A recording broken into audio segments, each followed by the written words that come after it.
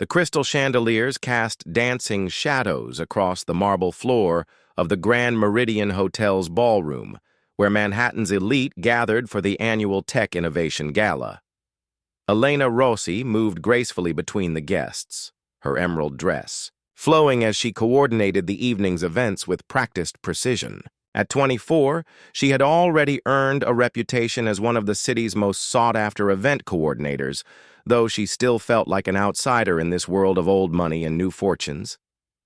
"Excuse me," a deep voice interrupted her thoughts. She turned to find herself face to face with piercing gray eyes and a smile that could melt steel. "I believe you dropped this." Damian Blackwood held out her silver bracelet, the one that had belonged to her grandmother. Their fingers brushed as she took it, sending an unexpected jolt through her body. "Thank you," she breathed, recognizing him immediately. Every tech magazine had featured his face, the 35-year-old CEO who had built a software empire worth $500 million. "I'm Elena. I'm coordinating tonight's event." "I know who you are," he said, his eyes never leaving hers. "I asked." The boldness of his admission made her cheeks flush. Throughout the evening, she felt his gaze following her, and when the last guest departed, he was waiting by the coat check. "Dinner?" he asked simply. That first night stretched until dawn at his penthouse, where floor-to-ceiling windows offered a breathtaking view of the city. They talked about everything: her dreams of opening her own firm, his vision for technology's future, her childhood in Brooklyn, his loneliness despite his success. "I've never met anyone like you," he whispered. Against her neck as they stood on his balcony, the city lights twinkling below them. His hands traced the curve of her spine, pulling her closer until there was no space between them. Their kiss was electric, desperate, as if they were both drowning and had found salvation in each other. When he carried her to his bedroom, his touch was reverent, worshipful. He made love to her with an intensity that left them both breathless, whispering her name like a prayer against her skin. For 6 months, Elena lived in a golden cage. Damian showered her with gifts: designer clothes, jewelry, exotic trips to his homes in Malibu and the Hamptons. She quit her job at his insistence, becoming his companion at galas, board meetings, and intimate dinners with investors. "You're mine," he would murmur during their passionate nights together, his possessiveness both thrilling and suffocating. But beneath the luxury, Elena sensed something hollow.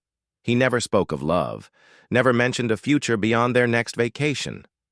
When she tried to discuss meeting his family or friends outside business, he would distract her with kisses and promises of another diamond.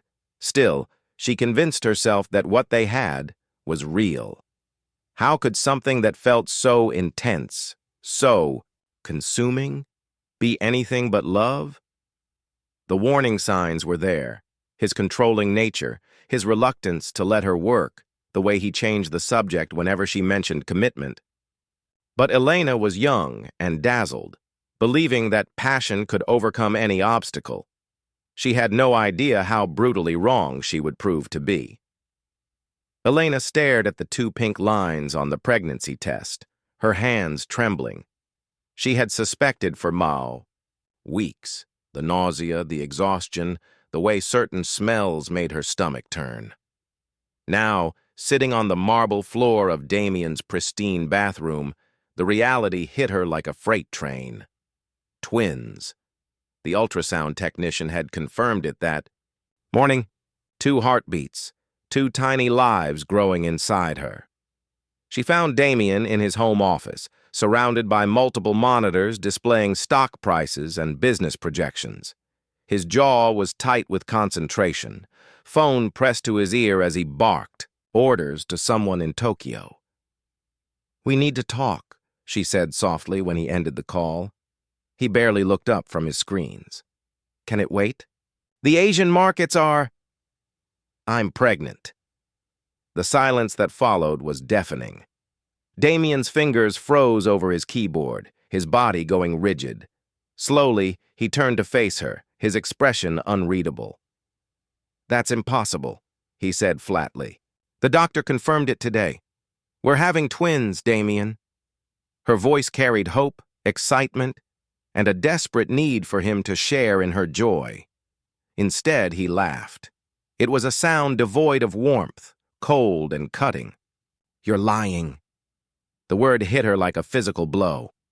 What? Don't play innocent with me, Elena. He stood, his towering frame suddenly intimidating rather than protective. I know exactly what this is. You've gotten comfortable living in luxury, haven't you? Designer clothes, expensive dinners, exotic vacations? And now you think a pregnancy will guarantee your meal ticket? How can you say that? Tears burned her eyes. You know me better than... I know women like you, he interrupted, his voice dripping with disgust. You probably stopped taking your birth control months ago, planning this whole thing. Well, congratulations. You picked the wrong mark. Elena's world tilted. The man she had fallen in love with, the one who whispered sweet promises in the dark, had vanished. In his place stood a stranger with ice-cold eyes and a cruel smile. These aren't your babies, he continued, pacing like a predator. I don't know whose they are, but they're not mine. You want to play this game? Fine, but you won't get a penny from me. Damien, please. She reached for him, but he jerked away from her touch as if she carried a disease. Pack your things. I want you out of my apartment within the hour. You can't be serious. Her voice broke on the words. Security will escort you if necessary. He was already turning back to his computer, dismissing her as if she were nothing more than an inconvenient interruption. Elena stood frozen, waiting. For him to take it back, to apologize, to show even a flicker of the man who had made love to her so tenderly just the night before, but he didn't look at her again. An hour later, she stood on the sidewalk with 2 suitcases and a broken heart, watching the doorman hail her a taxi. The October wind cut through her thin jacket, and she wrapped her arms around her still flat stomach, protective and defiant. It's okay, she whispered to the babies inside her. We don't need him. We'll be fine without him. But as the taxi pulled away from the gleaming tower that had been her home, Elena couldn't stop the tears from falling. 4 years later, Elena Rossi was unrecognizable from the naive young woman who had once lived in Damien's golden cage. Her apartment in Queens was modest but warm, filled with children's laughter and the organized chaos of single motherhood. Sophia and Gabriel, now 4 years old, were beautiful children with their mother's dark hair and their father's striking gray eyes, eyes that Elena tried not to think about too often.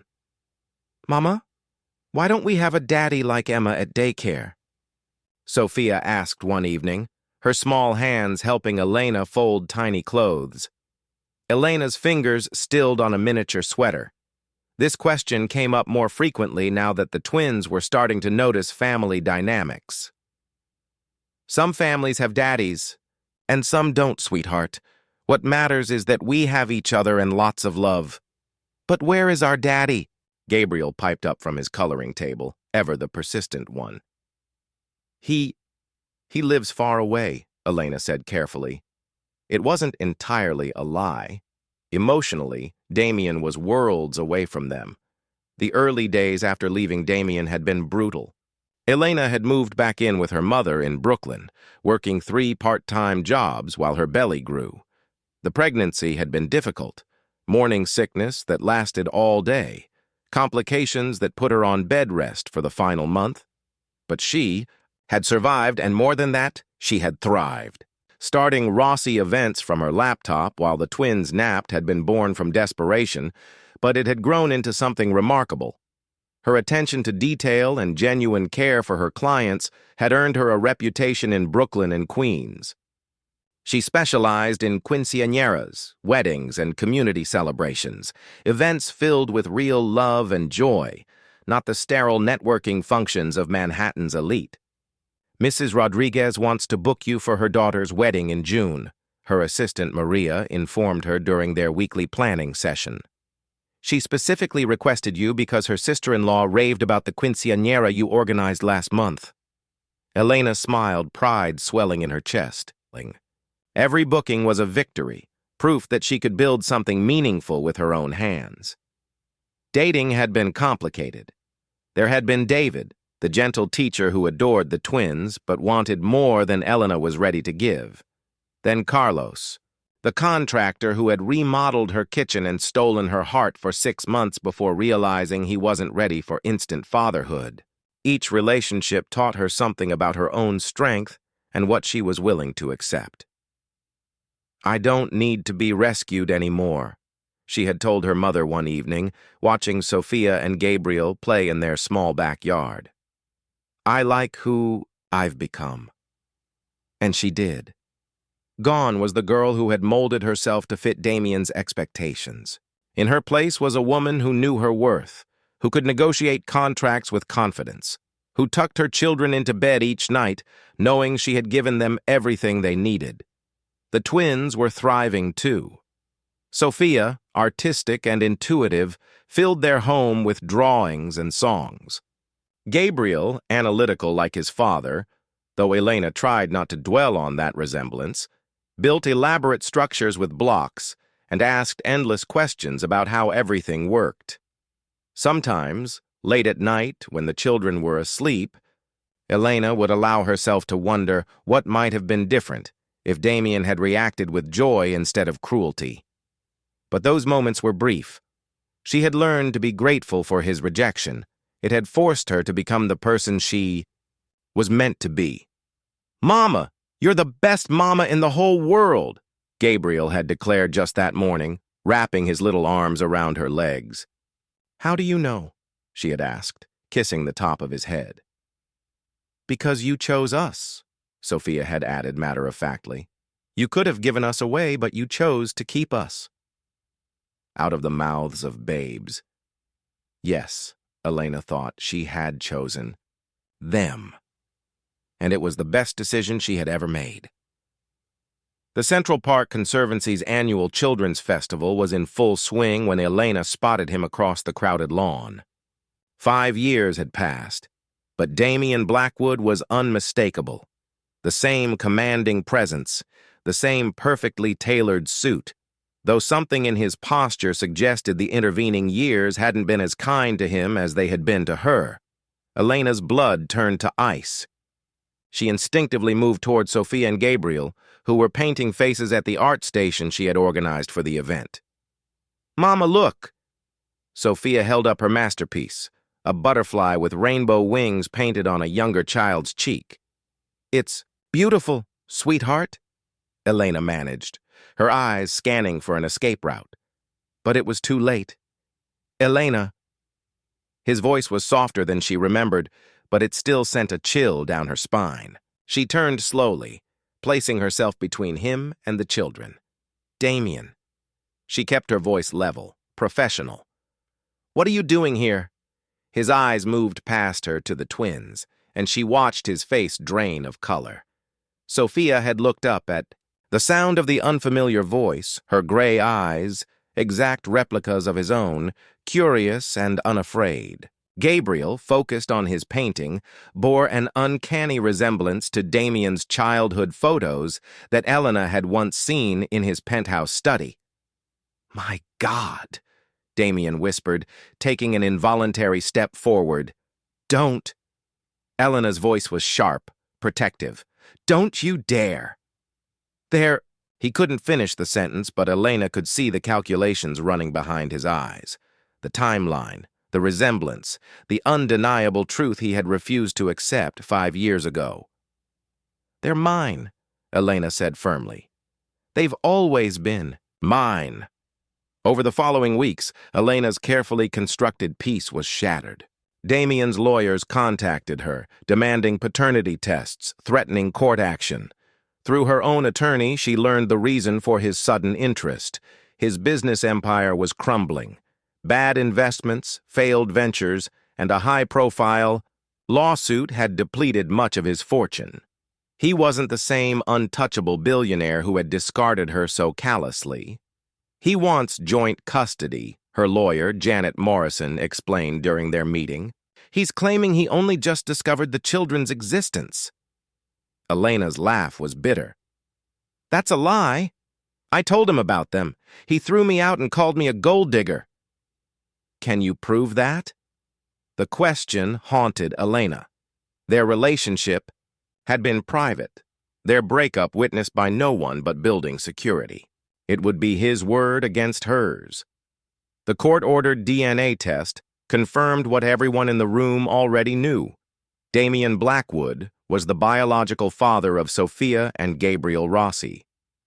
Elena watched his face as the results were read, seeing a mixture of vindication and something that might have been regret. Your Honor, Damian's lawyer began during the custody hearing, my client was unaware of these children's existence. He's prepared to provide financial support and seeks shared custody. That's not true. Elena stood, her composure finally cracking. He knew. He accused me of lying, of trying to trap him. He had security escort me from his building. Judge Patricia Hawthorne studied both parties over her reading glasses. At 65, she had seen every variation of family court drama. But something in Elena's bearing caught her attention. Ms. Rossi, you've raised these children alone for 4 years. Yes, Your Honor. And you've supported them how? I own my own event planning business. We've never asked for or received any financial assistance from Mr. Blackwood. Mr. Blackwood, the judge turned to Damian. You've had no contact with these children for 4 years? I didn't know they existed, Damian repeated, but his voice lacked conviction. Elena's lawyer presented evidence, medical records showing Elena's name as the sole emergency contact, school enrollment forms, years of financial records proving Elena's sole support. Most damning were the building's security logs from the day Elena had been escorted out, time-stamped and official. Judge Hawthorne's expression grew increasingly stern as she reviewed the documentation. When she finally spoke, her voice carried the weight of years of judicial experience and barely contained disapproval. Mr. Blackwood, these children have spent their entire lives with one parent who has provided for them completely. You cannot simply appear after 4 years and demand equal rights to children you denied existed. Elena felt a surge of hope, but the judge wasn't finished. However, as the biological father, you do have certain rights, under very specific conditions. Judge Hawthorne's gavel fell with finality, sealing Damian's fate in a way he had never imagined possible. Ms. Rossi retains full legal and physical custody of Sophia and Gabriel Rossi, the judge announced. Mr. Blackwood will pay child support in the amount of $15,000 monthly, retroactive to the children's birth date. Additionally, any visitation with the minor children will be supervised and billed at $500 per hour, payable in advance. Elena felt her knees nearly buckle with relief. Beside her, her lawyer squeezed her hand in congratulation. Across the courtroom, Damian's face had gone ashen. Your Honor, his attorney protested. $500 per hour is excessive. Mr. Blackwood rejected these children when they needed him most, Judge Hawthorne interrupted coldly. He has shown no financial responsibility for 4 years while Ms. Rossi sacrificed to provide for them alone. If he truly wants a relationship with his children, he can pay for the privilege of earning their trust. 3 weeks later, Elena sat in the sterile visitation room at the family court building, watching through one-way glass as Damian met his children for the first time as their acknowledged father.